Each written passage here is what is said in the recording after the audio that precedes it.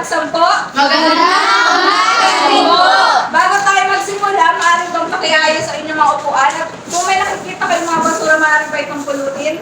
At umupo lang maayos. Kilala ko niya. So, gaya ng ating nakagawian, sino ang may daladalang balita na na gustong ibahagi sa klase? Okay. Ang dalang-dalang kong balita ay sinasabi na pasok na raw po tayo ng mga Chino. Yes, oo. Sino yan? Sigo!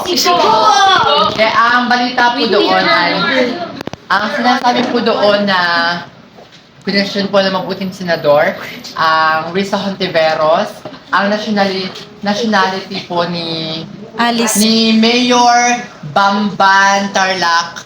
Mayor ng Bamban Tarlac na si Alice Guo, dahil tinanong na kung bakit siya ay naging naging mayor at nakahangad, nakapag-file ng certificate of candidacy at nanalo pang mayor ng So questionable yung kanyang nationality dahil ang kanyang tatay di umano ay hindi naman talaga Pilipino, pero at ang nakaregister sa kanyang business ay Chinese siya, pero ang sinasabi na pure Filipino doon sa iba niyang mga certificate. Tapos ay sinasabi kinokonekta raw yung Pogo sa kanya, kay Mayor Alice. At sinasabi ng ilang mga solon o mga kongresista na ito daw mayor na ito ay pastillas. Kumbaga ay inilagay doon na gobyerno ng China para mag-infiltrate bilang SP or whatsoever kung ano man. So yun, may init siyang usapin.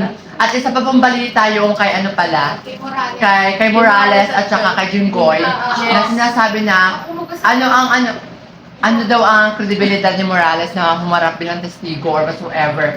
Kung sabi niya ay, bakit naman po ganito? Huwag niyo naman pong idiinan dahil hinaharap po ang kaso ko. Hindi po ako katulad ng mabuting Senador Diego Estrada na convicted sa kanyang ng kaso. So, nag-away po sila.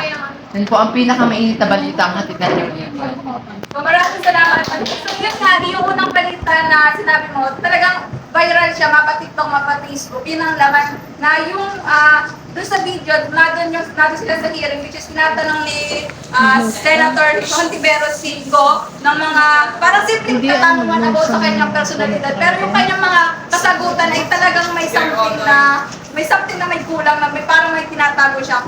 Kaya doon parang masasabi na, maaari nga ng baka maging way yun para masabi na umpisa na naman na parang masakop yung Pilipinas ng China.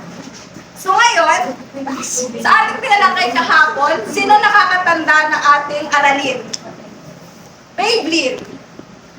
Ma'am, ang ating pong tinalakay kahapon ay patungkol sa mga suliraning pangkapaligiran na nararanasan sa sariling pamilya. Ayan, tama. Ang ating pinalakay kahapon ay about sa suliraning kapaligiran. Ano nga ang suliraning kapaligiran? Ang suliraning pangkapaligiran ay mga pangyayari na nakaka-apekto sa ating paligiran. Ayan. So ano naman ang mga halimbawa ng suliraning pangkapaligiran? Risa? Ang mga halimbawa po ng isyong ng suliraning pangkapaligiran ay tulad ng mining, deforestation, flash floods, at quarry. Ayan, tama. So, mainam na naunawanin niyo yung ating aralin kahapon. So, ngayong araw, dadako na tayo sa ating bagong aralin. Pero bago yun, ay magkakaroon muna tayo ng paniwalang gawain. Ito ay pinamagatang epicustuli. So, sa unang larawan, Mariela, anong nakikita mo? Mahabang pila. Tama, mahabang pila. Maaari ka bang mag-isip ko bakit kaya mahabang pila? Parang sa isip mo ano yun? Ano po ay ano ng mga dokumento? Ayan. Sa pangalawang larawan, Alonica, ano nakikita mo? Ano po, nangihingi po ng tulong. Ayun, nanlilimaw. And yung pangatlong larawan, Levi. Ma'am, sa pangatlong larawan po ay mga tao po na nasa airport. Yes, tama. Nasa airport. At sa pangapat na larawan, Pia.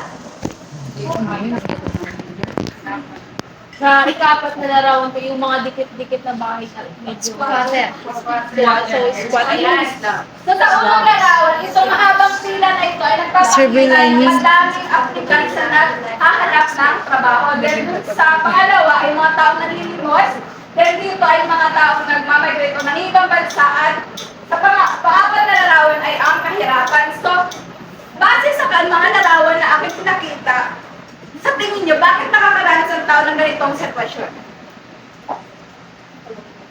FJ. Ang sa akin po, baka dahil wala silang trabaho. Tama, walang trabaho. So, dito sa pangatlong larawan na nagmamigrate o nangingibang bansa, bakit pinipili ng mga Pilipino na mangibang bansa? Romwell. Kasi po mas malaki po yung opportunities. Mas malawak yung mga opportunity. Ayan, tama. Mas malaki ang oportunidad ng trabaho sa ibang bansa kaysa dito sa Pilipinas. So, sa tingin nyo, ano ang ating aralin sa araw na ito? Ina! Ang upaksa ng ating aralin ngayong araw ay tungkol sa unemployment.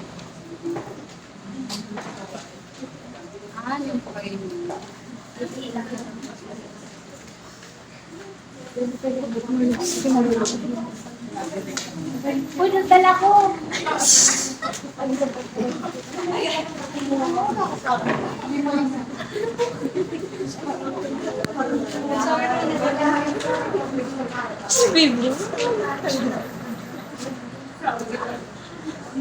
So, ang aralin natin sa araw na ito ay tungkol sa unemployment o kawalan ng trabaho. Para sa ating layunin, maaari mo bang basahin? Ako. Mama ka ma. Risa!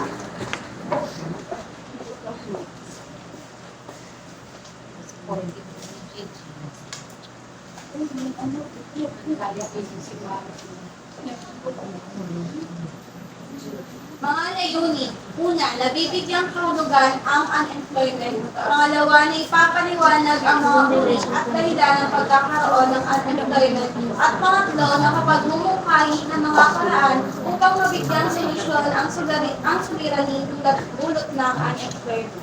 Ayan, ito yung layunin na kailangan natin makamit pagkatapos ng ating talakayan. So, bago yun, magkakaroon tayo ng pangkatang gawain. Maaari bang magbilang ng 1 hanggang 3? Isa. Dalawa. Tatlo. Isa. Dalawa. Sa Tatlo. Isa. Tatlo. Isa. Tatlo. Isa. Dalawa. dalawa. Ayan. Para sa inyong mga gawain, para sa unang pangkat, bigyang kahulugan sa salitang unemployment sa pamamagitan ng isang acrostic.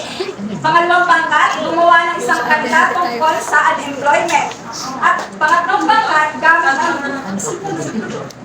ng dot organizer, ibigay ang mga dahilan ng pagkakaroon ng unemployment at ipaliwanag sa base. At para kayo ay markahan sa inyong gagawing aktibidad na ito,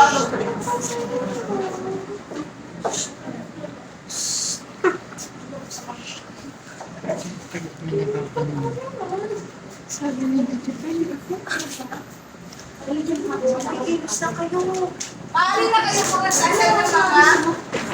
Okay, group 3, come here. Sorry ako. Ano ka na ako? Sa dito. Group 3 kami.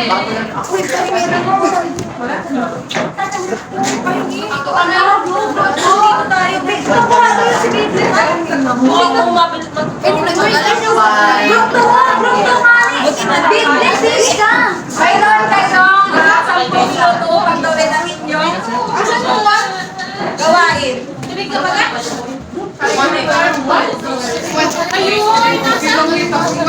Sinong group 1? Kasi nasan yung group 3? Hoy! Tinurong pa ako nito kay Kesha. Nasaan yung mga group?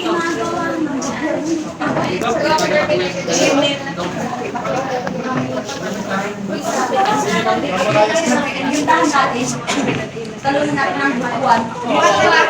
Kaya namin ito.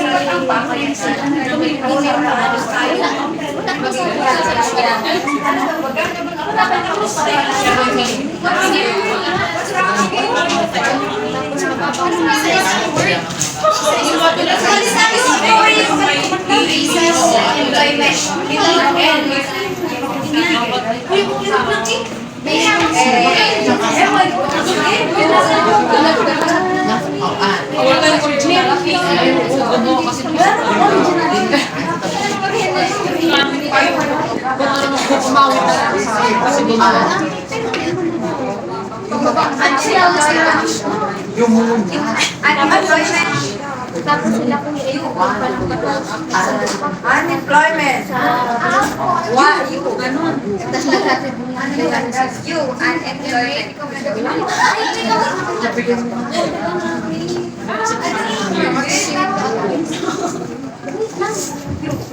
Yung unemployment, ito ay ang pagka... Hindi. Mamigay ay potensya natin yung uuwi sa Pinili talaga. Siyempre, mag-believe ka rin sa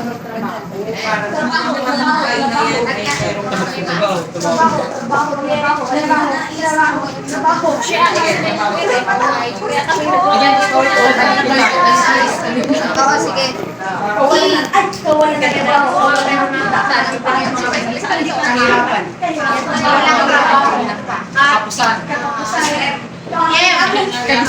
Sige, maraming may nalabas ako. Hindi ay dalawa.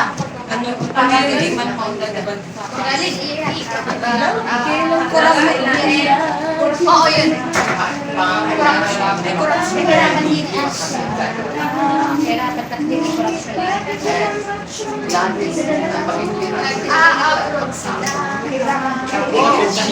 Oras ay mahalaga.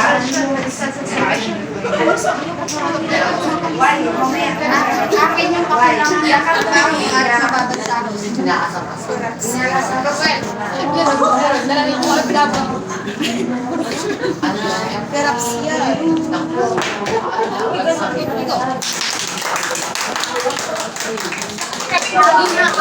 Kami man yung last group na nakapagpapang. Ay, kahit naman sa amin. Yung mama. Mayroon na lang kayo 5 minuto upang mabalik.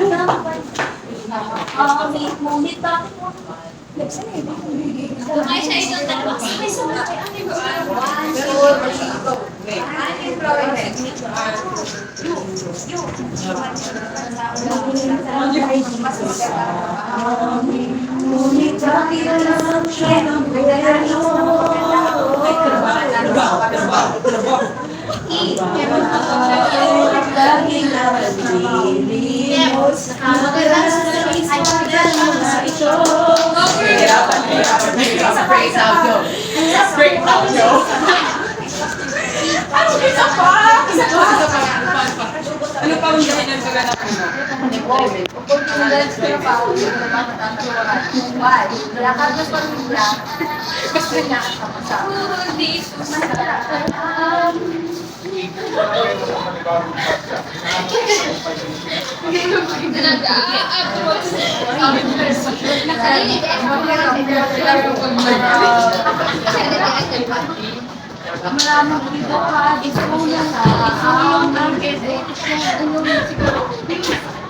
Unemployment.